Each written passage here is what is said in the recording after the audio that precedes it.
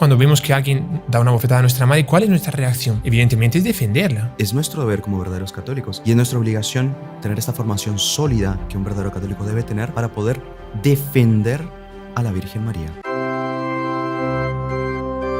Salve María, el podcast católico en español de los Heraldos del Evangelio.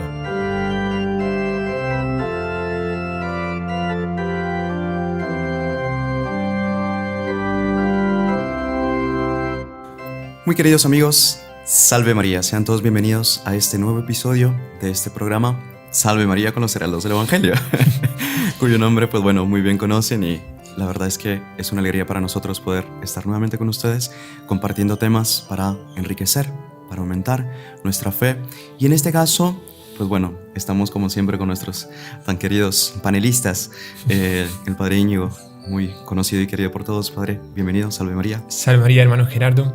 Una alegría estar aquí nuevamente en este podcast y para hablar sobre temas tan bonitos y el que vamos a hablar realmente nos toca muy de cerca y casi que resume un poco lo que nosotros somos, ¿no? Realmente.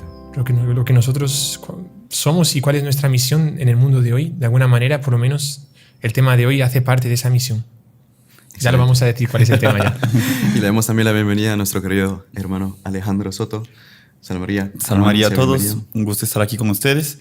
Y realmente, como decía el Padre, también nos conocen a los heraldos como caballeros de la Virgen. Ajá. Y justamente pues es un tema que realmente nos entusiasma, nos llena de alegría y hasta nos emociona, porque qué mejor forma de emocionar a un hijo que hablar de la propia madre, ¿no? Exactamente. Así es que a eso vamos. Y bueno, el tema de ahora resulta de mucho interés para todos aquellos que quieren ser verdaderos católicos, que quieren ser verdaderos devotos de María Santísima. Y es que muchas veces uno, en los ambientes donde se mueve, escucha hablar en ciertas ocasiones con ligereza, con liviandad, o incluso a veces hasta ofensivamente contra la Santa Madre de Dios. Pues obviamente son blasfemias. Algunas personas lo hacen por ignorancia, otras realmente por maldad. Más, sea por una u otra causa, es nuestro deber como verdaderos católicos saber defender nuestra postura de hijos de la Santísima Virgen, de hijos de la Santa Madre Iglesia, de miembros de este cuerpo místico. Y duele muchas veces ver que incluso algunos católicos defienden estos errores o estos ataques a la Santísima Virgen. Y es nuestra obligación tener esta formación sólida que un verdadero católico debe tener para poder defender a la Virgen María. Y de hecho, ese es nuestro tema. Defendamos a la Santísima Virgen María. Vamos a abordar aquí los diversos ataques, los diversos puntos que suelen utilizar tanto los no católicos como incluso los católicos en contra de la Santísima Virgen, en contra de las enseñanzas de la Santa Madre Iglesia.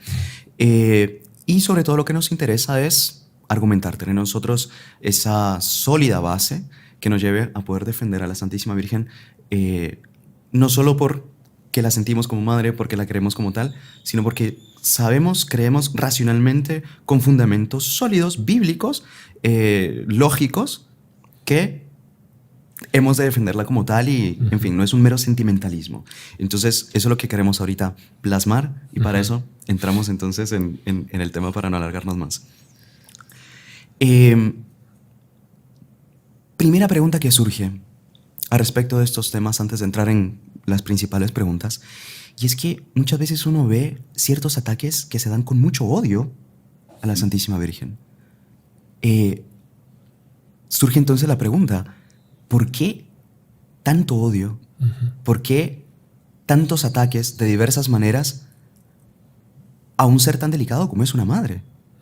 Es hasta incomprensible. Sí. Ahora, ¿por qué es que se levantan tantos temas en este sentido? ¿Por qué buscan denigrar a la Santísima Virgen? Padre, si por favor nos puede orientar un poco a este respecto. Claro que sí, con muchísimo gusto. Bueno, yo creo que para ilustrar esta temática que estamos hablando y para ilustrar ese odio que vemos reflejado muchas veces en personas que atacan a la Virgen María y a veces vemos que una persona parece buena y de repente suelta una palabra así súper ofensiva contra la Virgen de una manera horrorosa, ¿no? Y nosotros podemos imaginarnos esto como si estuviésemos en nuestra casa, estuviésemos en familia con nuestros hermanos y con nuestra madre, cada uno pues piensa en su madre y de repente llega un amigo, o podemos tener dos opciones, llega un amigo y después otro que es un desconocido, entra en la casa y estamos hablando con ellos sobre temas normales, sobre qué día bonito hoy y tal, y de repente el amigo, entre comillas, mira a nuestra madre y le da una bofetada. ¡Paf! Y claro, nosotros cuando vemos que alguien da una bofetada a nuestra madre, ¿cuál es nuestra reacción? Evidentemente es defenderla. Es decirle, ¿por qué estás haciendo eso? O si es necesario, si continúa atacando, nosotros tenemos que defenderla físicamente. Así también, ese ataque que nosotros estamos ilustrando con esta metáfora es lo que pasa cuando escuchamos una blasfemia, una palabra injuriosa a nuestra Madre, a María Santísima. Y a veces en nuestras conversaciones, por un factor que vamos a hablar ahora, de repente vemos que una persona se ensaña contra la Virgen María y dice una blasfemia. Y hay mucha gente que es como si fuese en la casa, se queda así, se queda en silencio como que para no pelearse, ¿no? Porque dice, no vamos a pelearnos, ¿no? Tenemos que ser ecuménicos. Tenemos que ser ecuménicos y respetar a las religiones. Bueno, si tenemos que respetar a las religiones, pues que respeten nuestra religión primero. O sea, si usted quiere creer lo que usted crea, quédese donde usted está, pero no invada mi campo. Porque si usted entra en mi casa y comienza a ofender a mi madre, yo tengo la obligación de defenderla. Y alguien que ataca a la Virgen María, alguien que no defienda a la Virgen María cuando se le ataca, está pecando en negligencia, pecando inclusive de cobardía. Porque nuestro Señor Jesucristo dice en el Evangelio que si alguien, inclusive lo escuchamos hace un poco tiempo, si alguien se avergüenza de mí, mi Padre también se avergonzará cuando muera en el día del juicio, ¿no? Así también, si alguien que se avergüenza de Nuestra Señora y no la defiende, también va a pagar sus consecuencias, ¿no? Entonces me parece que es una cosa muy seria, que realmente cuando nosotros escuchamos una blasfemia, unas palabras ofensivas contra la Virgen, tenemos que imaginarnos esa escena. Están golpeando a nuestra Madre. Y nuestra Madre nos mira, la Virgen María como que nos mira y nos dice, hijo mío, no haces nada. No haces nada. O si quieren, un hermano que tenemos nosotros, que es Jesús, que es su hijo también, nos dice a nosotros, nuestro Señor nos dice a nosotros, tú, hermano mío, que también eres hijo de esa madre que yo tengo. Yo soy natural, tú eres hijo adoptivo, pero también hijo real. Si tú no haces nada para defender a mi madre, y tenemos que defenderla. ¿Y por qué tanto odio? ¿Por qué tanto odio? Porque el demonio sabe perfectamente que una persona que ama a María, él está en el camino del cielo. Y una persona que se separa de María está camino del infierno. Y eso tenemos que tenerlo muy claro. Una persona que niega a Nuestra Señora está abriendo las puertas del infierno. Ustedes dicen, padre, qué exagerado.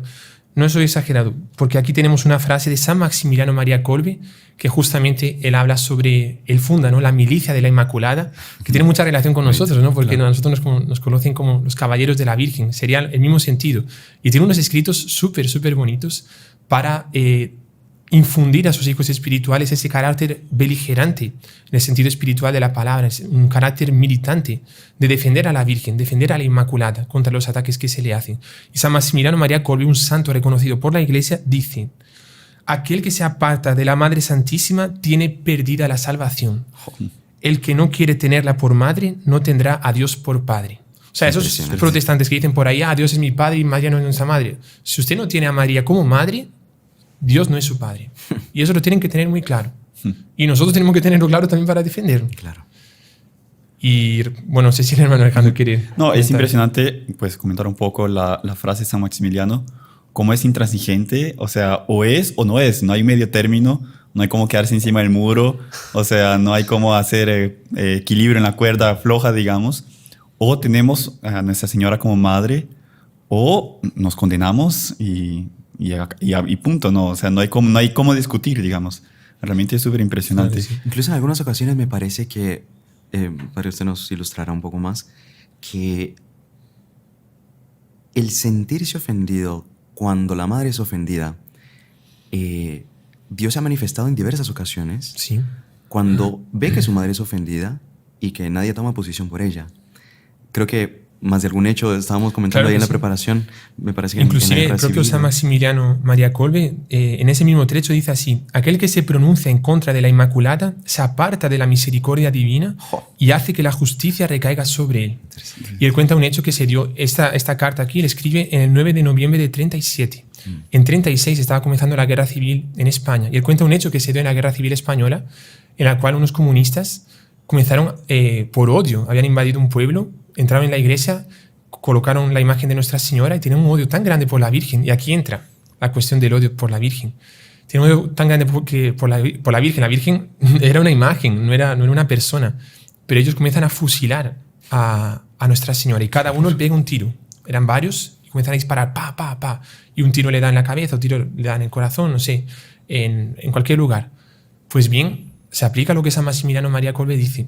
Aquel que ataca a la Virgen va a ser víctima de la justicia divina. En la batalla siguiente, todos esos que habían disparado, todos mueren y mueren con un tiro en el mismo lugar que cada uno había disparado a la Virgen. O sea, si uno le había disparado a la cabeza, muere con un tiro en la cabeza. Si uno le había disparado en el estómago, muere con un tiro en el estómago. ¿Por qué? Porque en materia de ataques a la Virgen, Dios no hace transigencia. O sea, Dios es muy, muy intransigente y muy santamente colérico, ¿no? Porque la cólera, algunos dicen que siempre es pecado. No siempre es pecado. Nuestro Señor tuvo cólera cuando expulsó a los vendedores del templo, ¿no? Templo, claro. Una ira santa, ¿no?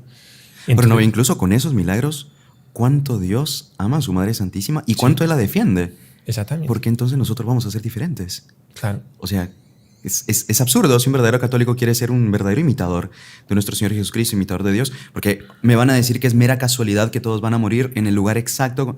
Hombre, hay cosas que uno ve, esto es un prodigio sobrenatural. Exactamente. Es decir, un castigo. Un castigo divino. Un castigo divino. Me acuerdo también un hecho que se dio también en la Guerra Civil Española, en Guadix, en un pueblo de Guadix, en Andalucía, cerca de Granada, que también dos comunistas, o eran anarquistas, no me acuerdo bien, pero entraron, cogieron la imagen, la tiraron al suelo y uno, que era el peor de todos, dijo así: si tú eres realmente la Virgen Madre de Dios, mátame ahora. ¡Jo! ¡Mátame ahora! Todo el mundo se quedó parado así. Dice: mátame ahora, si no te mato yo. Y no pasó nada. Y ahí cogió un palo, le destrozó la imagen, la hizo pedazos. Y uno diría: no pasó nada, la Virgen María no respondió. Pasa el tiempo, esos dos son hechos prisioneros, llevados a la cárcel por otros. Porque si eran anarquistas, los comunistas lo hacen, o lo contrario, no me acuerdo. Pero eran malos que conquistan a los malos y los hacen prisioneros. Y uno dice: bueno, ¿dónde queda ese restablecimiento de la justicia divina, ¿no? Pasa el tiempo en la cárcel, hacen un juicio contra ellos, los condenan a muerte, los propios comunistas contra ellos. Y cuando los sacan de la cárcel, lo comienzan a pasar por las calles de Guadix. La imagen es Nuestra Señora de las Angustias, que es la patrona de Guadix. Y qué linda advocación. sí, súper bonita. Sabes que angustia en latín significa un precipicio, ¿no? Significa un desfiladero. Entonces, esa sensación que la persona tiene cuando camina por un desfiladero, eso es una angustia, no es la angustia de estómago así. Claro. La angustia de pasar por una aflicción que casi se cae, ¿no? Y Nuestra Señora de las Angustias socorre en esos momentos de necesidad. Y Nuestra Señora de las Angustias es la que había sido destrozada. Ellos van pasando por las calles, llegan hasta la plaza central donde estaba cerca de la iglesia y ahí son ejecutados. Pues bien, ese día en el cual mueren era el 8 de noviembre, que es día de la patrona de Nuestra Señora de las Angustias. El recorrido que ellos hicieron era lo mismo que hacía la Virgen cuando la llevaban el 8 de noviembre para desfilar en procesión por la ciudad. Era justamente las mismas calles. Qué bárbaro. Y pasa así. O sea, la Virgen María demostró, o Dios, si quieren, demostró que la Virgen María es su madre y que no se debe hacer. A mi madre no la toca. No la toca, ¿no? Exactamente. Y hay un montón de casos así. Sí, claro, podemos pasar todo el podcast hablando sobre esto. Pero bueno, es muy serio, es muy serio. Claro. No, es muy lindo. Le llena a uno como de entusiasmo, ¿no? El ver, si Dios la defiende así, también tengo que saber defenderla. Tengo que saber luchar por ella. Y como que uno sentir esa dignidad, esa alegría de, señora, quiero luchar por vos, quiero defenderos. De hecho, hay una frase muy linda que se cita en el oficio divino. En el oficio divino es una frase del beato Duns Scoto, que era franciscano, era San Francisco de Asís, el fundador de los franciscanos. Después está San Buenaventura, después está Beato Duns Scoto. Y él es el gran defensor de la Inmaculada. Y curiosamente los profesores en la mejor universidad de la época, que era la Sorbonne en París, estaban contra la Inmaculada, porque el dogma no se había definido, se definió mucho después, ¿no? Y él era el único que la defendía. Y se iba a armar una especie de disputa teológica para ver si realmente la Virgen era inmaculada o no, lo que se decía en contra, a favor. El Beato Duns Scoto, cuando estaba yendo para la universidad, En el camino se encuentra con una imagen, se inclina, hace una reverencia y dice: dignare me laudare te, Virgo Sacrata, dammi qui virtutem contra hostes tus. Seguramente ya se han inscrito un montón de gente del curso de latín. Vamos a dejar ahí también reservado por si acaso no se han inscrito, pero dice así: dígnate, Virgen Sagrada, permíteme alabarte, Virgen Sagrada, dadme fuerza contra vuestros enemigos. Qué bonito, qué bonito. Y nosotros siempre rezamos esa oración, ¿no? Siempre cuando terminamos una reunión o terminamos una reflexión, un almuerzo, una cena, cambiamos el laudare por pugnare, ¿no? Que en vez de alabarte es: dígnate, Señora, que yo pueda luchar por ti. Dadme fuerza contra vuestros enemigos, ¿no? En ese sentido es de siempre poder argumentar a favor de la Virgen y contra aquellos que la atacan, ¿no? Es muy interesante. Pues vamos a ello, entonces. Somos caballeros de la Virgen, ¿no? Exactamente. Exacto. Somos caballeros de la Virgen. Ahora, padre, yo creo que de los principales argumentos, hermano Alejandro también, de los que suelen atacar y que nosotros hemos de también saber defender, tener argumentos sobre todo, porque pues si estamos asistiendo a este podcast es porque de alguna manera queremos a la Virgen, somos devotos de ella y tal, pero necesitamos colocar nuestros cimientos. Hasta ahora hemos visto, perdón, interrumpirle, el ánimo que tenemos que tener para defenderla. Exacto. Y el ánimo que Jesús tiene para defender a su madre. Pero todavía no hemos entrado en cómo la Los atacan temas, sí. y cómo defenderla. Vamos a entrar. Bueno, de los primeros argumentos que suelen suscitar es que existe solo un mediador entre Dios y los hombres. Y no ven realmente la necesidad de acudir a la Santísima Virgen. Como que es algo secundario, no ven realmente el porqué. Dicen que aparta de Jesús, ¿no? Eso es lo principal que dicen los protestantes, ¿no? Que dicen que como nuestro Señor es el único mediador, no hay otra medianera o mediadora, creo que existen los dos términos, y entonces usar ese camino de la Virgen es apartarse de nuestro Señor. Eso es lo que llegan a citar también, ¿no? Yo soy el camino, la verdad y la vida, sí. Razón por la cual usan la Biblia. Los protestantes usan la Biblia, solo que no se dan cuenta que en la Biblia también están las respuestas a los argumentos que ellos dicen, ¿no? Ahora, ¿qué respondemos entonces a este tipo de objeciones de que estamos desviándonos del camino, de que estamos cambiando el norte, los católicos, al tener devoción a la Virgen? Sí. Bueno, la frase que ellos citan justamente es esa del único mediador, que es de San Pablo, de la carta a los Gálatas. Hay varios momentos que San Pablo dice de nuestro Señor como mediador, y dice que es el único mediador, y realmente es el único mediador. Y uno dice, entonces, ¿cómo se aplica que Nuestra Señora sea la medianera de todas las gracias? Es porque, también haciendo referencia a otras frases de nuestro Señor que ellos usan: yo soy el camino, la verdad y la vida, nadie va al Padre sino por mí. Entonces ellos dicen, solo con Jesús, solo Dios salva. Un montón de camiones, un montón de iglesias que dicen así: solo Jesús salva, solo Jesús salva, solo Jesús salva. Y claro que solo Jesús salva, claro, porque es Dios. O sea, la Virgen no salva. La Virgen salva en unión con Dios.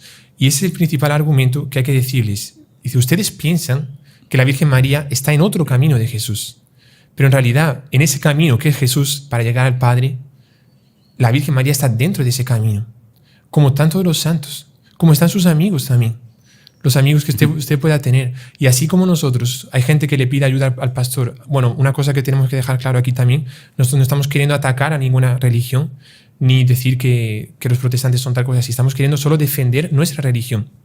Cuando ellos invaden nuestro territorio, nosotros tenemos la obligación, como es que alguien invade nuestra casa, un asaltante, tenemos que defender nuestra casa. Claro. Y ahí cuando comienzan a atacar a la Virgen, tenemos que defenderla, ¿vale? Entonces, que no digan por ahí que estamos atacando a los protestantes, no estamos diciendo eso. Estamos demostrando la incoherencia que ellos tienen y también el que no pueden atacarnos a nosotros, ¿vale? Entonces, ellos dicen eso, que la Virgen María es como que otro camino, y ese camino aparta de nuestro Señor. Y en realidad la Virgen María está dentro del camino. Si nuestro Señor dice, yo soy el camino, la verdad y la vida, nadie va al Padre sino por mí, evidentemente. Pero es que Nuestra Señora está dentro de ese camino. O sea, la primera que está dentro del camino es la Virgen María. Y así como estábamos diciendo antes, así como seguramente hay protestantes que le dicen al pastor, pastor, iba a decir padre, pero no es padre, ¿no? Pastor, rece por mí, ore por mí, dicen ora, ¿no? No dicen rece, sí. Ore por mí, ore por mí. Y le piden ayuda al pastor. Dice, ore por mí. Eso es una mediación. O le dan dinero, ¿no? Que hay un montón de gente que, en fin, recolecta dinero. Hay pastores por ahí que son millonarios porque dicen que dar dinero es lo que salva también, ¿no? O sea, es otro camino, ¿no? Otro camino que ellos escogen. Más así como le piden ayuda al pastor, ¿por qué no le pueden pedir ayuda a una persona que está en el cielo? Así como tenemos amigos en la tierra a los cuales nosotros pedimos ayuda, porque la persona cuando muere deja de ser amigo. Entonces un santo, imagínese una persona que estuvo con el Padre Pío le ayudó un montón. en la vida. El Padre Pío siempre le hizo un milagro. Cuando muere el Padre Pío, se va al cielo y el Padre Pío dice, no, ahora ya no te puedo ayudar porque solo Jesús es el camino. No, en el cielo ayudan también. Por supuesto. Y la principal que está en el cielo es Nuestra Señora. Entonces, ella va a ser la que más va a ayudar, evidentemente. Entonces, ese argumento cae por tierra desde el punto de vista de que Nuestra Señora está dentro del camino y nos va a ayudar en ese camino. Imagínense que el camino es para ir para el Padre, Nuestra Señora es nuestra guía para no salir del camino, poder llegar al Padre sanos y salvos, ¿no? De pensar que incluso nosotros mismos, en muchas ocasiones, Dios nos puede utilizar como instrumentos que acaba siendo una mediación. O sea, simplemente un punto intermedio para llegar al fin, al objetivo.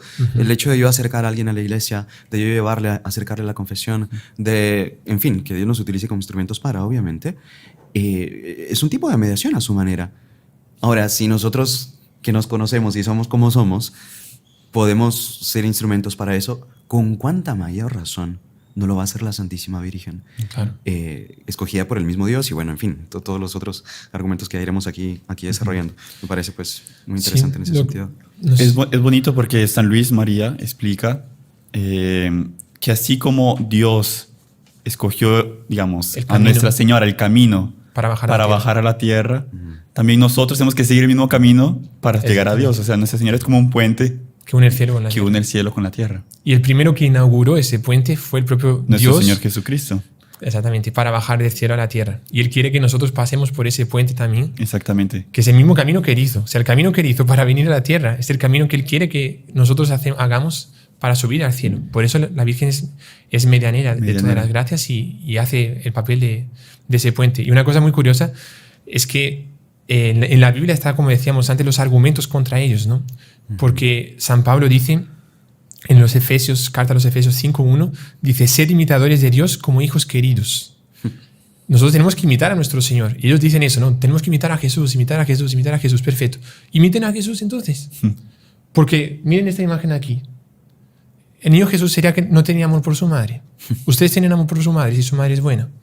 Nuestro Señor Jesucristo era el que más amaba a Nuestra Señora. Si ustedes tienen que imitar a nuestro Señor, ustedes tienen que hacer lo que Él hizo. ¿Saben lo que Él hizo? Él se quedó 30 años con Nuestra Señora y dedicó 3 a estar con la gente. 30 años con la Virgen. ¿Por qué ellos no quieren estar con la Virgen? Ellos que dicen que tenemos que estar con Jesús y no quieren estar con la Virgen porque desvía de Jesús. Jesús, si ustedes tienen que imitar a Jesús, Jesús lo que hizo es estar 30 años con la Virgen. 30 años físicamente. Y no se separó de su corazón en ningún momento. Estuvo 9 meses dentro del claustro de la Virgen María. San Luis dice, ¿no?, que así como Adán tuvo un paraíso que Dios le preparó, así también Dios Padre le preparó un paraíso al nuevo Adán, que es nuestro Señor Jesucristo, que también lo dice San Pablo, que es el nuevo Adán. Ese paraíso, dice San Luis, es Nuestra Señora. O sea, el encanto de los ojos del niño Jesús. Miren esta imagen. Nuestro Señor Jesucristo está durmiendo, descansando en el regazo de Nuestra Señora. Así también Jesús quiere que nosotros estemos así, con la Virgen, que estemos descansando en sus brazos, que la amemos. Y además es que no tiene sentido, ¿no? Porque ellos dicen que no podemos amar a Nuestra Señora, pero imagínense ustedes, hermano Gerardo, si llega alguien y comienza a hablar mal de su madre. Usted sería amigo de esa persona. Y si lo era hasta ese momento, acabó la amistad. Un tipo que era amigo suyo y comienza a insultar a su madre y tal, no sé cuántos.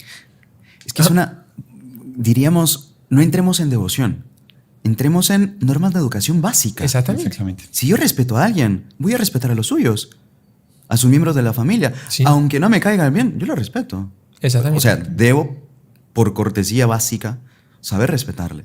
¿Con cuánta mayor razón aún con la Santísima Virgen? O sea, si usted ama a Jesús, ¿por qué insulta a su madre? ¿Usted cree que Jesús va a ser su amigo si usted insulta a su madre? Evidentemente que no. Entonces es completamente incoherente lo que dice, ¿no? Ahora, padre, creo que de los otros argumentos que utilizan en contra de la Santísima Virgen, una vez que ya nos quedó claro pues que ella es mediadora, se entiende perfectamente por toda la argumentación que acabamos de dar, que usted nos acaban de dar aquí los hermanos, bueno, el padre, es una mediación subordinada. Eso quedó clarísimo, el objetivo de nuestro Señor Jesucristo, pero es mediadora. De los otros puntos que suelen atacar es que María Santísima era una mujer común. Ahora, me parece que este es un tema un poco amplio para tratarlo en esta primera parte, porque se nos está acabando el tiempo. Entonces, si nos permiten, hacemos una pausa y entramos ya en este tema para saber cómo argumentar en contra de esta idea de que María era una mujer común para tratarla con calma y saber defenderla como Dios quiere. Así es que les esperamos en la siguiente parte. No se vayan. Queridos amigos, Salve María. Continuamos con la segunda parte de este nuevo episodio del podcast sobre Defendamos a la Virgen María. Hemos tratado ya en la primera parte respecto de la importancia, el por qué nosotros hemos de defender como verdaderos católicos a la Santísima Virgen. Hemos ya visto el primero de los argumentos que suelen utilizar en contra, que María Santísima desvía del camino, que no hay otro camino sino nuestro Señor Jesucristo, tal. Y ahora nos toca entrar al punto de que María, defienden los que no son verdaderos marianos, verdaderos católicos, que María era una mujer común. Porque parece una cosa un poco más light, digamos, no están atacando, no están simplemente... como que parece un punto intermedio para decir, la tienen demasiado alto. Y eso no nos parece. Entonces, para no atacarla, nos basta con decir, era común. Y ya, con eso estamos en paz. Te la respeto y tú no me molestas. Es una especie de, ¿no? Sí, sí. Ahora, es una cuestión muy sutil, muy profunda, pero que contiene sus errores también arraigadísimos y muy profundos. ¿Cómo entonces nosotros hemos de defender a este punto, en este punto a la Santísima Virgen, de que era una mujer común? Sí, con mucho gusto, hermano Gerardo. Ahí tenemos que entender lo que Dios ve en la Virgen María. O sea, en vez de nosotros ver como una mujer común, lo que ellos piensan que quieren hacernos ver, ¿por qué no se preguntan ellos cómo Dios ve a la Virgen María? En vez de cómo usted ve. Porque para Dios todo es presente. Y Dios tiene todo el plano de la creación delante de sí. Y existen 7 planos de la creación. Existen los minerales, que es lo más bajo de todo. Después están los vegetales, el segundo. Tercero, los animales. Cuarto, los hombres. Quinto, los ángeles. Sexto, es la criatura de la gracia, que mucha gente piensa que la gracia no sabe que es una criatura. Es una criatura. Sexto es la gracia. Séptimo es la unión hipostática, que es la unión de la naturaleza humana con la divina en nuestro Señor Jesucristo. Un poco teológico eso ahí. Pero es como que lo más alto que hay es Jesús haberse encarnado, Dios haberse encarnado en un hombre, o sea, haberse hecho hombre. Pues bien, todos nosotros, hombres, seres mortales, estamos en el cuarto plano aquí. Y a veces participamos del sexto cuando estamos en gracia. La Virgen María participa del séptimo plano, o sea, está en la punta, si fuese una pirámide así, está en la punta de la creación. Y ella fue elevada por estar en ese séptimo plano de la creación. Ella fue elevada por encima de todo el resto de la creación. Por eso ella es reina de los ángeles. Ella es reina de los ángeles, ¿por qué? Porque ella es madre de Dios. Y ella fue llamada por Dios. Nosotros somos llamados por Dios a ir al cielo. Esa es nuestra predestinación, que se llama, ¿no? Somos predestinados por Dios, lo dice San Pablo, para ir al cielo. No significa que vamos, significa que Dios nos llamó para eso. Claro. Pero si la persona decide si va o si no va. Claro. Pero la Virgen María no es una predestinación de ir al cielo. Ella fue llamada, la misión de ella es ser madre de Dios. Ahora, entremos en común y concuerden con nosotros todos los que nos escuchen, que ser madre de Dios no es una cosa común, evidentemente. Es lo más alto que hay. El mayor don de la Virgen María es ser madre de Dios. Pero los protestantes y otros muchos dicen por ahí que la Virgen María, ¿dónde está escrito en la Biblia? Porque ellos dicen así, en la Biblia, y pronuncian la B así. ¿Dónde está escrito en la Biblia que María es madre de Dios? Ella es madre de Jesús. Madre de Jesús hombre, no es madre de Dios. Bueno, primero, un argumento escriturístico, que tal vez el hermano... Sí, claro. Hermano Alejandro, ¿puedes decir una cita por lo menos? Es el Evangelio de San Lucas, capítulo 2, versículo de 37 a 48. Vale. Que es justo el episodio de la visitación de Nuestra Señora a su prima Santa Isabel. Entonces hay unas palabras ahí claves que el Padre nos va a explicar. ¿Cómo podemos decir que realmente Nuestra Señora es verdaderamente Madre de Dios? Claro. Es cuando Nuestra Señora visita a Santa Isabel, ella la saluda, Santa Isabel le dice... bendita tú eres entre las mujeres. ¿Quién soy yo para que la madre de mi Señor me venga a visitar? Ahora, la madre de mi Señor, Santa Isabel, no era esclava de nadie para considerar a un Señor. No era, ¿quién es la madre de un Señor? ¿De un patrón que estaba ahí? No, la madre de mi Señor, y es el título que se le da en muchísimos momentos en el Antiguo Testamento a Dios. Señor es Dios. La madre de mi Señor es la madre de Dios. O sea, Santa Isabel está escrito en la Biblia. Ellos que dicen que no está en la Biblia, está escrito ahí en ese momento que Nuestra Señora es madre de Dios, porque Santa Isabel lo dice. ¿Saben una cosa curiosísima? Que es muy bonito, porque ellos dicen por ahí, ¿no? Que no se puede rezar el Ave María, porque el Ave María no está en la Biblia, ¿no? Solo el Padre Nuestro está en la Biblia, y el Ave María no está. Y cuentan un hecho muy bonito de un niño que era protestante, porque era de familia protestante, pero tenía un corazón muy puro. Y cuando tenía 6 años, él escuchó rezar el Ave María y le encantó. Y él cuando la escuchó se la aprendió y fue a casa y le dijo a los papás: mira, he escuchado una oración, Dios te salve María, llena eres de gracia, el Señor es contigo. A los papás protestantes se quedaron furiosos y dicen: no digas eso, porque eso es superstición de los católicos, eso no está en la Biblia, no sé qué, no sé cuántos. Y el niño se quedó así: bueno, no voy a decir. Hay un día él fue a la iglesia, al culto protestante, y ahí estaba en el culto y cogió una Biblia protestante, ¿no? La cogió así, comenzó a ver, y cuando la abrió justo en el momento en el que está escrito que es el momento de San Gabriel, ¿no? Que anuncia. También San Lucas. No sé si ustedes sí, San Lucas. Tengo la citación. San Lucas, primer capítulo, versículo 28. Vayan anotando, 28. Para cuando les toque ahí argumentar, ya tienen aquí, pum, pum, pum. Y San Gabriel le dice: San Gabriel es un mensajero de Dios, o sea, es uno de los mayores arcángeles que existe. Fue llamado por Dios para transmitir la noticia de la maternidad divina. Claro, mensajero de ese porte no va a andar inventándose cosas o diciendo cosas contrarias a lo que Dios piensa, quiere o desea transmitir. O sea, cuando un ángel bueno, porque los ángeles malos, vale, pero los ángeles buenos cuando dicen algo que no sea de la voluntad de Dios. Claro. Y San Gabriel se le aparece y le dice: Ave María, llena de gracia, el Señor es contigo. O sea, es el Ave María. Y el niño encontró esa parte así, dice: mira, vosotros que decís que no está en la Biblia, está aquí. Ahí se quedan furiosos y dicen: no habrá más la Biblia porque no sé qué, no sé cuántos. Ahí pasa el tiempo, le dejan sin... Pero quería como que hacerse católico, pero no entendía muy bien cómo era, ¿no? Porque era muy pequeño. Y hasta los 13 años vuelve un día a la iglesia protestante, al culto protestante, y encuentra esa parte ahí de: bendita eres tú entre las mujeres, quien soy ya para la madre de mi Señor me venga a visitar. Y esa segunda parte es la segunda parte de la Ave María. O sea, sí. La primera parte de la Ave María es: Dios te salve María, llena eres de gracia, el Señor es contigo. Hasta ahí San Gabriel. Después: bendita eres tú entre las mujeres y bendito es el fruto de tu vientre, Jesús. Es lo que dice Santa Isabel. Está en la Biblia. Entonces, la primera y segunda parte de la Ave María es bíblico. Y después está la otra parte, que es una súplica, que eso no está en la Sagrada Escritura. Claro. Santa María, Madre de Dios, ruega por nosotros pecadores, ahora en la hora de nuestra muerte. Amén. Y él se lo dice, encuentra esa segunda parte y le dice: mire, he encontrado la otra parte del Ave María. Y se quedan más furiosos todavía. pero él se levanta en medio de la iglesia, el niño ya de 13 años, y dice: ustedes son unos incoherentes. Si ustedes dicen que tienen que respetar a la Biblia, la Biblia es inspirada por Dios, y cuando encuentran una oración hecha a María que está en la Biblia, ustedes no la rezan. Ustedes no tienen lógica lo que ustedes dicen. Y ahí también se quedan ellos furiosos, pasa el tiempo, se hace católico. Ya termino, no se preocupe. Pero se hace católico, y ahí él rezaba por su familia, ¿no? Y por su mamá, por sus hermanos. Tiene una hermana que ya tenía hijos. Rezaba la Ave María por sus hermanos. Rezaba la Ave María por su familia. Y comienza a decirle a una hermana que ya tenía hijos, le dice: mira, tienes que convertirte a la iglesia católica porque es la verdadera, la Virgen María es tu madre. No sé cuántos. Dice: vamos a rezar juntos a la Ave María. Dice: yo no rezo a la Ave María. Dice: antes prefiero ver mis hijos muertos que rezar el Ave María. Sí. Pasa el tiempo, los 3 hijos se enferman gravísimamente. Y él va hasta la casa y le dice: vamos a rezar el Ave María. Vamos a rezar. Y entra una gracia y rezan todos juntos, la mamá, la hermana y por los niños.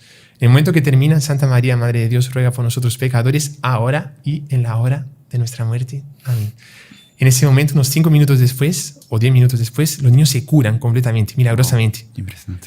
Y ahí ellas ven perfectamente el milagrazo que hay, y toda la familia se convierte y se hacen católicos. Impresionante. Súper interesante, súper bonito. Pero eso para demostrar que lo de la maternidad divina está en la Biblia. Y el saludo de San Gabriel también demuestra que no es una mujer común. ¿A qué persona un ángel se le aparece y le dice: llena eres de gracia, el Señor está contigo? Bueno, el Señor está contigo todavía, pero llena eres de gracia. A nadie se lo dijo así. A la Virgen María, porque era llena de gracia. Y dice San Alfonso María de Ligorio que la Virgen María, en su inmaculada concepción, cuando ella era pequeñita así, o sea, cuando fue concebida, desde el primer instante de su concepción ella fue inmaculada. Pero dice San Alfonso que en ese momento ella tenía más gracia que todos los ángeles, todos los santos, todos los hombres que fueron creados antes de ella, después de ella, hasta el fin del mundo. Si juntásemos toda la gracia de todos los ángeles y hombres que existieron, no da lo que la Virgen María tenía en el momento de su Inmaculada Concepción. O sea, era llenísima de gracia, llenísima de gracia. Y a cada minuto, a cada segundo crecía en gracia. Entonces no es una mujer común, no es una mujer común, al contrario, es la Madre de Dios. Y aparte también me parece, no sé, vengo yo con el hermano Alejandro recién llegadito y después de conocer a su mamá le digo, qué bueno haberla conocido, pero es una mujer común, ¿no? Uno se ofende. Claro. Es como que, y si nos ofende entre nosotros, pobres mortales, ¿con qué derecho, con qué cara, con qué autoridad voy a llegar yo a decirle eso al mismo Jesucristo, al mismo nuestro Señor Jesucristo? Exactamente. No tengo derecho. Hay que dejar claro que una persona que no ama a María no ama a Jesús. O sea, por más que dicen a Jesús es mediador, Jesús es la salvación, solo Jesús salva, por más que digan, si no aman a María, no están amando a Jesús. ¿Por qué? Porque Jesús amaba a María y si ellos no lo aman, no la aman, no están amando a nuestro Señor. Es bonito, aquí tengo una citación de un padre francés, jesuita, que se pregunta cuándo comenzó la piedad a Nuestra Señora. Interesante. Y dice, no busquéis mucho, porque ¿dónde nació la devoción de María? Ella tuvo su origen en la primera sonrisa del niño de Dios en Nuestra Señora. Qué interesante. Súper bonito. O sea, el primero que tuvo devoción a la Virgen fue el propio nuestro Señor Jesucristo. Qué bonito. Qué bonito. Solo pensar en el dejarse cargar por ella, el dejarse llevar, el estar sujeto completamente a ella. Ya solo eso, no sé, uno se pierde en tantas consideraciones. Está en el Evangelio, ¿no? Que él era sumiso a ellos, ¿no? Tanto a Nuestra Señora cuanto a San José, ¿no? Les obedecía en todo. Y después 9 meses en el claustro materno. O sea, totalmente dependiente de ella. Siendo esclavo de ella. Siendo esclavo de ella. Como dice San Luis. Qué bonito. Qué interesante. Bueno, entonces aquí es una mujer común, respondemos. Ella es la Madre de Dios. Al ser la Madre de Dios no podemos decir que es una mujer común. Si no, encuéntrame otra que sea y decimos que es común eso, ¿no? Bueno, vamos ahora... me parece interesante también entrar a algunos argumentos ya un poco más al respecto de los dogmas de la Santísima Virgen. Uno de ellos, por ejemplo, es la Inmaculada Concepción. El hecho de saber que la Santísima Virgen fue preservada de la mancha original desde el primer instante de su existencia. Me parece muy oportuno, ahorita que estamos tratando justamente de cómo defender a la Santísima Virgen, el profundizar un poco más en la altísima dignidad de la Santísima Virgen, en la altísima santidad de ella y ver cómo Dios la colmó de tantos dones, porque eso también como que suscita en nosotros, ¿no? Despierta esa obligación, Señora, con más razón te debo defender aún y con más razón te debo amar aún. Ahora, Padre, hermano, ¿qué es lo que la Santa Iglesia nos enseña al respecto de este dogma de la Inmaculada Concepción? Sí. Bueno, primero, saber que es un dogma, o sea, es algo que la Iglesia ya definió y no se puede creer lo contrario. La Virgen María es concebida sin pecado, a diferencia de todo el resto de los mortales, claro, que son concebidos en pecado original. Entonces, la mancha de Adán y Eva del pecado original en la Virgen María no estaba, ¿no? Algunos se preguntaban, y esa era la dificultad, dice, ¿cómo lo que limpia el pecado original es la redención de nuestro Señor? Y nuestro Señor Jesucristo redimió el género humano después que ya nació, evidentemente. Entonces, ¿cómo explicar eso ahí, no? Pero se explica en la teología que la Virgen María fue redimida del pecado original por nuestro Señor ante previsa merita, que se dice en latín. O sea, ¿qué pasó? Clases de latín aquí, por favor. Significa, en español, padre, para que entendamos, por favor. Significa algo así como que antes de los méritos previstos, o sea, antes de tiempo. Perfecto. Como para Dios todo es presente, Él cogió el sacrificio de nuestro Señor, Él mismo, y aplicó todo esto antes para la Virgen María antes de tiempo, cronológicamente. Pero ya fue redimida por causa del sacrificio de nuestro Señor. Pero ese sacrificio Dios lo coge y lo aplica para el pasado y por eso la Virgen María concibió sin pecado. Y hay argumentos lógicos que demuestran que la Virgen María tenía que ser realmente concebida en gracia. Porque, por ejemplo, Eva, la primera mujer, fue concebida en gracia, no fue concebida en pecado. Claro. Ahora, María es la nueva Eva.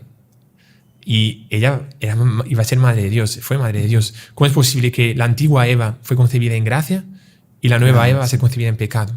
Después, dice San Agustín, caro Christi, caro María. Significa carne de Cristo, carne de María.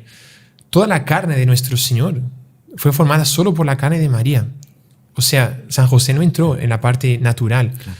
Entonces, inclusive dicen que la sábana santa, vamos a hacer un podcast también sobre la sábana santa algún día, pero los cromosomas, sabemos que existen 46 cromosomas en el cuerpo humano, en el ADN, ¿no? En nuestro Señor Jesucristo, en la sangre, están solo 23 cromosomas.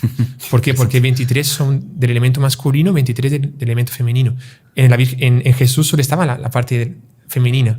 Entonces, es curioso que nuestro Señor debía ser súper parecido con Nuestra Señora. Claro. Debía ser la versión femenina, la versión masculina de Nuestra Señora y la Virgen la versión femenina de nuestro Señor.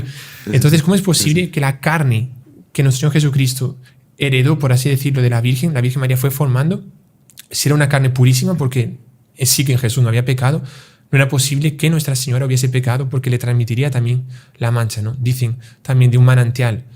Nuestro Señor Jesucristo dice que es el agua viva, ¿no?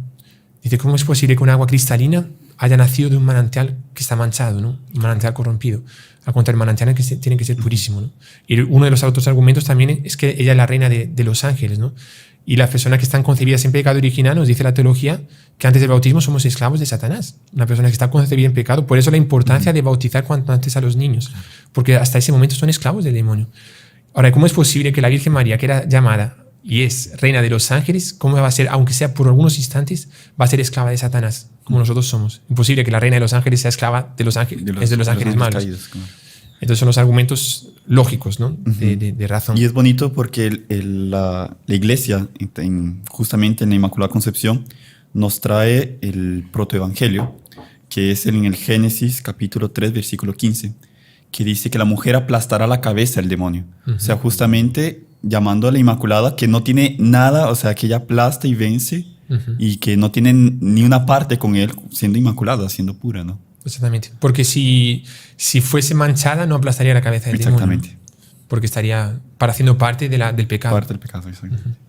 Bueno, y también para ya cerrar esta sección, recordar a todos pues que este dogma, si bien que demoró tiempo en ser proclamado oficialmente, fue hasta el 8 de diciembre, ¿no? Sí. Aquí tenemos de 1854. Era algo pues que ya venía sustentándose y muchos lo defendían desde tiempos inmemoriales. Claro. Entonces, pues bueno, pero ya lo tenemos oficialmente como un dogma declarado como tal por la Santa Iglesia. Soy católico, he de creerlo, he de amarlo. Así es que, pues bueno, si les parece pasamos al siguiente, que el tiempo va corriendo. Y... Solo sobre eso es importante decir eso, que la Virgen María no tiene pecado, o sea, no solo es concebida sin pecado original, pero eso que dicen los protestantes o cualquier persona ahí por ahí, a la Virgen María es una pecadora más. No, ella es sin pecado y se demuestra lógicamente y teológicamente y exegéticamente, o sea, por la Sagrada Escritura, que la Virgen María es concebida sin pecado original, ¿no? Es importante dejarlo claro también a la gente que la ataca diciendo que es pecadora. No es pecadora. Excelente. Nunca tú cometió un pecado, nunca. Ni siquiera venial, ni siquiera imperfección. Ni fue concebida en pecado. Bueno. Hay que profundizar más en eso otro día. Luego, padre, tenemos... Hermano, estoy que nos está enriqueciendo con tantas citas aquí, me siento, pero... No, pero es bueno, ayuda mucho para ver que tenemos esto aquí bien fundamentado. No es que no estamos inventando esto aquí de que nace del corazón. Hay un argumento lógico. Si pudiéramos ver un poquitito al respecto de la virginidad perpetua, de la Santísima Virgen, ese dogma que nos enseña que la Virgen María Santísima, fue virgen antes, durante y después del parto. Que a veces se conoce poco o pues bueno, se habla poco tal. También, si nos pueden explicar, iluminar un poquitito a este respecto para defenderlo, llamarlo. Si quiere dar las citas. Sí, si quieren dar las citas aquí. Bueno, claro, primero tenemos el libro del profeta Isaías, que es una frase que todo el mundo, digamos, más o menos conoce: es que una virgen concebirá y dará a luz un hijo. Una virgen. Entonces, esto es Isaías capítulo 7, versículo 14. O sea, Isaías, cuando le pide una señal, cuando Isaías le dice al rey, ¿no? Te pide una señal, y el otro dice, no tentaré al Señor, no me voy a pedir una señal. Entonces, eso por Isaías, ¿no? Sí. Isaías le dice, entonces Dios te dará una señal. Y es la frase mesiánica del Mesías más clara, ¿no? Dice, he aquí que la Virgen concebirá y dará a luz un hijo. A quien le pondrá por nombre Emmanuel, que significa Dios con nosotros. Y después está la frase de San Mateo. San Mateo que dice, esto aconteció para cumplirse lo que dijo el Señor por el profeta Isaías. Y ahí vuelve la citación, que es Mateo capítulo 1, versículo 22 a 23. Y después, en el Evangelio de San Mateo también, que dice, concibió por obra del Espíritu Santo. O sea, no hubo parte humana, como usted dijo, de San José, que es Mateo capítulo 1, versículo 18. También tenemos el profeta Ezequiel, que es una figura bien bonita, que es sobre una puerta. Dice, esta puerta estará cerrada y no se abrirá. Es bonito porque vuelve como que a reafirmar lo que acaba.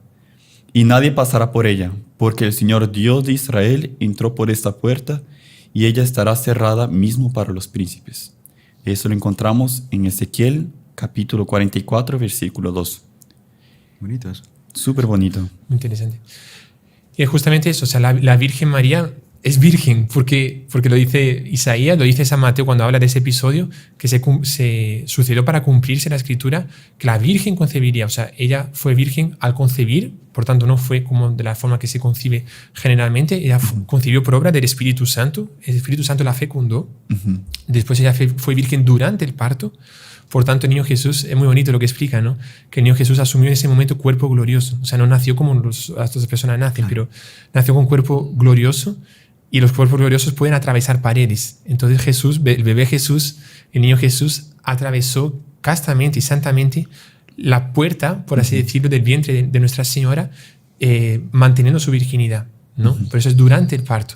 Y después también, después del parto, o sea, la Virgen María tuvo sola al niño Jesús, no tuvo ningún otro hijo, a pesar de que dicen por ahí los protestantes, ¿no? Sí, exactamente. Que nuestro Señor Jesucristo tuvo otros hermanos, que la Virgen María tuvo otros hijos, porque dice el Evangelio de no sé qué. El Evangelio dice que era el hijo primogénito, que tenían hermanos y hermanas. Que cuando ese episodio en que dice, tu madre y tus hermanos están aquí para decirte no sé qué, ¿y cuál es la...? Sí, lo tengo aquí. Nos perdemos en medio de tantas celebraciones. Aquí dice, respecto a los hermanos de Jesús que se citan en los evangelios de San Mateo 12:46, 13:55, y ahí hay varias citaciones. Las lenguas semíticas, entre ellas el hebreo, no son muy ricas en expresiones como las occidentales. Son particularmente pobres para expresar los grados de parentesco. Entonces la palabra hebrea akn, que significa hermano, tiene un sentido muy ambiguo que se usa no solamente para designar a los hijos de los mismos padres, sino también para los parientes en general. Entonces, si eran primos, si eran, inclusive después San Pablo dice que los propios que creen en Cristo somos hermanos. Por eso que nos llamamos hermanos. Que somos hermanos. Somos hermanos. Usted es hermano Gerardo. El hermano Gerardo, el hermano Alejandro, el padre. Entonces, y la Biblia nos da muchos ejemplos de estas palabras en el Antiguo Testamento también. Por ejemplo, en el Génesis, capítulo 13, versículo 8. Así dice, así pues, Abraham dijo a Lot, mira, es mejor que no haya peleas entre nosotros, ni entre nuestros pastores, ni mis pastores y tus pastores, pues somos hermanos. Y es la palabra que usa... Exactamente, el Evangelio. O sea, que ha demostrado que nuestro Señor Jesucristo no es porque dice en un momento del Evangelio que están sus hermanos ahí, no significa que eran sus hermanos de sangre, Exacto. que eran hijos de la Virgen y San José. Y después Lot con Abraham era un sobrino. No era ni siquiera mi hermano de sangre, digamos. Otro argumento interesante que suelen dar, pues es bastante lógico, la verdad, y muy coherente, cuando está en lo alto de la cruz nuestro Señor y entrega a su Madre Santísima al apóstol San Juan. Si él tuviese otros hermanos, ¿no sería más lógico que lo dejase con los otros hermanos de sangre que él tenía? Claro. Bueno, no los tenía. Y ahí decía a respecto del primogénito, ¿no? Porque dicen primogénito... el primero de uno de varios. Exactamente. Ajá. Pero también hay que recordar que nuestro Señor era conocido como el Hijo de María. El hijo de carpintero. El Hijo. O sea, no se dice uno de los o hijo de. Cuando se dice hijo de, uno sobreentiende. Pero cuando se dice el hijo de... Es exclusivo, ¿no? Es exclusivo. Es exclusivo. Luego... Y además es que primogénito significa que nació primero, no significa que hay otros. Exactamente. Una persona que tiene solo un hijo continúa siendo primogénito. Es el padre de los papás. Sea único, sea el primero de varios. Continúa siendo primogénito. Va corriendo el tiempo, mi angustia, que no vamos a... Pero padre, hermano, aquí vamos. Los últimos 2 puntos que me gustaría aquí levantar para beneficio de toda nuestra audiencia tan querida. Hay un punto que a veces los católicos, incluso fervorosos, pero que a veces falta como que esta visión real de la Santísima Virgen, tienen esta idea de que un cierto escrúpulo, un cierto recelo de tener devoción a la Santísima Virgen porque resta importancia a Jesús. ¿Qué respondemos en estos casos? ¿Cómo argumentamos? ¿Cómo defendemos la devoción a la Santísima Virgen? Vale. Bueno, yo creo que más o menos como lo que hemos dicho antes también se podría responder, pero justamente eso. Alguien que ama a la Virgen María, cuando oye pronunciar su nombre, ella dice Jesús. O sea, una persona que reza a Nuestra Señora, la Virgen María va a coger esa oración, se la va a entregar a nuestro Señor. Y la persona que ama mucho a Nuestra Señora, evidentemente está amando mucho a Jesús. No tenemos que tener ningún miedo de rezar demasiado a la Virgen, por así decirlo. El rosario, por ejemplo, ¿cuántos milagros se operan a través del Santo Rosario? ¿Cuántos milagros? Que sería, bueno, ya tenemos varios programas aquí en nuestro canal sobre el rosario. La Virgen María instituyó ese rosario. Fue ella que se lo enseñó a Santo Domingo de Guzmán para que lo rezase. Si vamos a comparar el número de Ave Marías comparado con el Padre Nuestro, da muchas más Ave Marías que Padre Nuestro. En cada rosario, digamos, hay 50 Ave Marías y 5 Padre Nuestros. Entonces, uno diría, no, estamos dando más atención a la Virgen que a Jesús. No, Señor. Porque Jesús, cuando escucha que alguien está rezando a su madre, Jesús se queda más contento que si le rezan a él directamente. Y esa oración, como dice San Luis María Grión de Montfort, una cosa muy bonita, ¿no? Que dice, da el ejemplo de un campesino que tiene una manzana y lo único que consigue ofrecer al rey es una manzana. Y él se queda con pena, con vergüenza, porque dice, es una manzana tan simple y está un poco manchada, ¿qué hago? Y habla con alguien y la reina viene y dice, no te preocupes, dame tú la manzana que yo se la presento al rey. Y la reina coge la manzana, la limpia y la coloca en una bandeja de oro súper bonita. Y se la presenta al rey y la reina le dice, rey, aquí está una manzana que aquel campesino, aquel humilde campesino te presenta con todo su amor. Y el rey se queda súper contento y dice, pero qué manzana bonita y qué bien presentada está. Uno para pensar, dice San Luis, eso es un símbolo de nuestra vida. O sea, nosotros, ¿qué podemos ofrecer a Dios? Manzanas manchadas, simples. ¿Qué tenemos para ofrecer? Casi nada. Pero cuando se lo ofrecemos a la Virgen, en vez de ofrecérsela a Jesús directamente, se lo ofrecemos a la Virgen María limpia nuestras oraciones, las purifica, las baña y las coloca en una bandeja de oro, que es ella misma. O sea, sus dones, sus privilegios, y se lo presenta a nuestro Señor. Entonces la oración, cuando está enriquecida por todos los carismas y por el perfume de María, agrada mucho más a Jesús que una oración hecha directamente a Jesús. Entonces no tengamos miedo de rezar demasiado a la Virgen, porque quien reza demasiado a la Virgen está rezando a Jesús. No hay ningún escrúpulo en esa materia. Y San Luis, en el tratado entero, los que quieran pueden leerlo, habla casi todo el tiempo sobre eso. O sea, no tengan miedo. Trata incluso uno de los devotos, de las falsas devociones, los devotos escrupulosos, ¿no? Sí. Que justamente de eso. Y pues bueno, para terminar, hermanos, si algo más que quieran. Pero yo creería que estamos casi a 2 minutos de terminar. Y todo esto que hemos argumentado, que hemos colocado, y bueno, se podría argumentar muchísimo más, queda comprobado más aún por muchísimos milagros también. Sí. Que salta a los ojos y que no podemos ser ciegos, negligentes ante eso. Uh-huh. Me parece, padre, que esto también entra en la comprobación del papel de Nuestra Señora, ¿no? Uh-huh. Me acuerdo de esa frase de nuestro Señor, ¿no? Que está en el Evangelio, que dice, bueno, también el hermano Alejandro sepa la frase, pero si no, la buscamos después. Pero nuestro Señor dice a los fariseos, dice, si no creéis en mí, creed por lo menos en las obras que yo hago, en los milagros que yo hago. O sea, nuestro Señor Jesucristo hace un montón de milagros. Si no creen en sus palabras, que crean en lo que Él hace, en los milagros. Así podríamos terminar este episodio, este podcast, con esa frase, refiriéndonos a la Virgen María. O sea, si hay alguien todavía que escucha o que no escucha, ustedes se lo pueden decir a la gente también cuando se encuentren.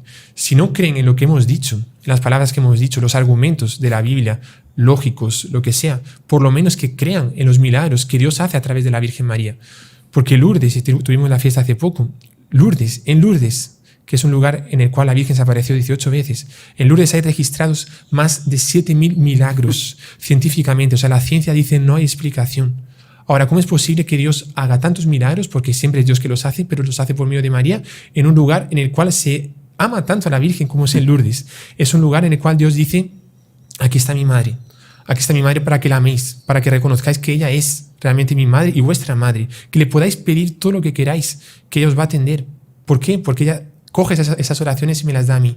Y los milagros es una especie de orden imperativa a la ciencia, a los ateos, a los protestantes. Los milagros de Lourdes es como decirle, doblad vuestras rodillas ante estos milagros, porque si no, no tenéis inteligencia, no sois coherentes.